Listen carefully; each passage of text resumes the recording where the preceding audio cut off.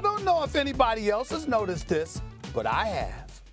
You know, it was really, really exciting watching Kevin Durant put on the show that he put on in Brooklyn at the Barclays Center once Kyrie went down and James Harden was hobbled trying to help out but really couldn't do much, and KD was putting on the show that he was putting on. But, you know, as I watch these Brooklyn Nets, there's a lot of news that's been made about the big three and whether or not they'll get the extension. First of all, clearly they'll get offered the extension because if whatever Kevin Durant wants, the Brooklyn Nets are going to give him. If he wants Kyrie to stay, they're going to re-up Kyrie. He wants James Harden there, they're going to re-up. And if he don't want any of them there, which I'm certainly not saying is the case, then they wouldn't offer it to them. KD is the man. But what if they get offered the extension, Max Kellerman, and KD doesn't want it? What if KD wants to wait a year and just see how things unfold?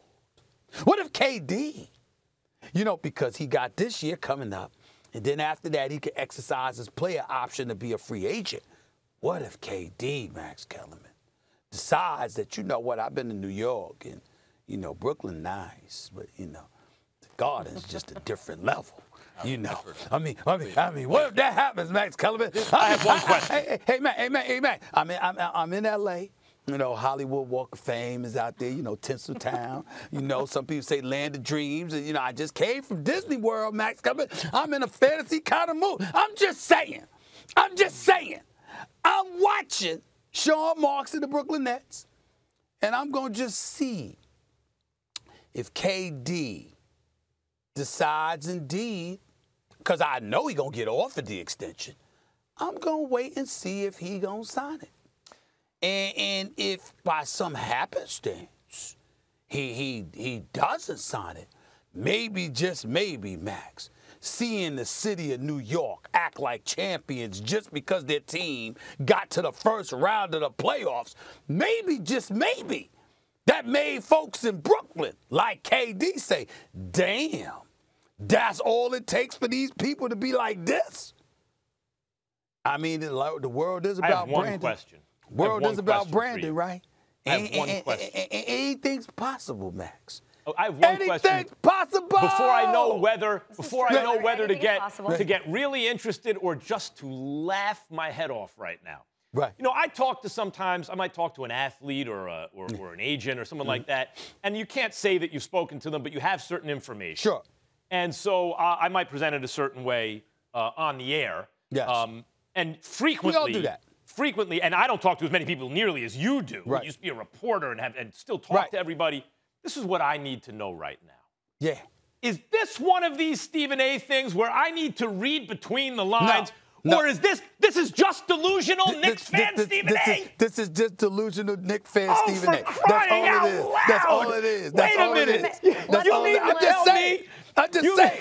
You mean to tell me that Kevin Durant, after all the injuries and they flamed out in the playoffs in Brooklyn, Kevin Durant, who's starting a legacy that the Brooklyn Nets haven't had since they've been in the NBA. Right. The Nets had it in the ABA with Dr. J. They were actually the last team to win a championship in New York when they were on Long Island, 1976.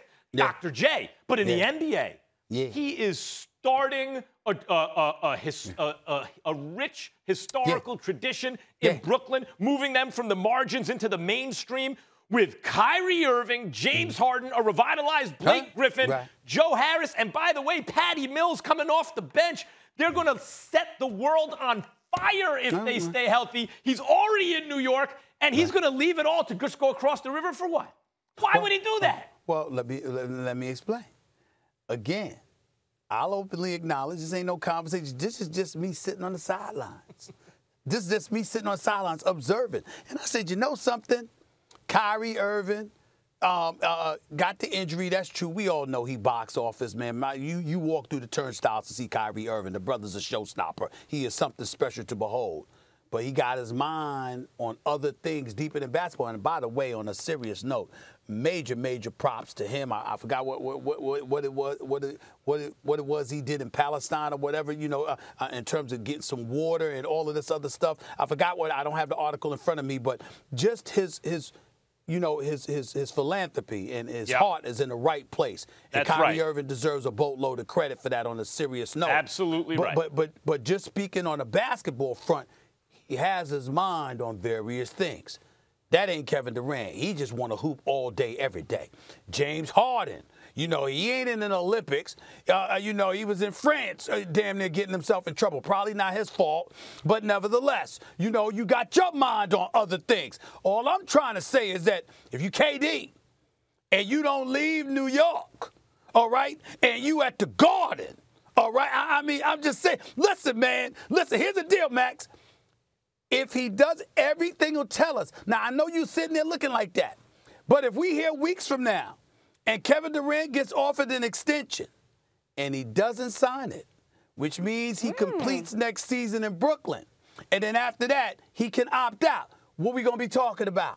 We're going to say, why didn't he sign it? What's going on here? We're going to ask that question now. We're going to ask that question. James Harden, Kyrie Irving, Blake Griffin over here, Emmanuel Quickly, and R.J. Barrett, nice young players over there. I want to leave this team to go to that. Max, can you at least admit this, Max? Yeah. You have to admit that you saw, because even you lamented the ridiculousness, the delusional, ludicrous mentality Knicks fans had, but you saw how crazy New York was off of a first-round appearance.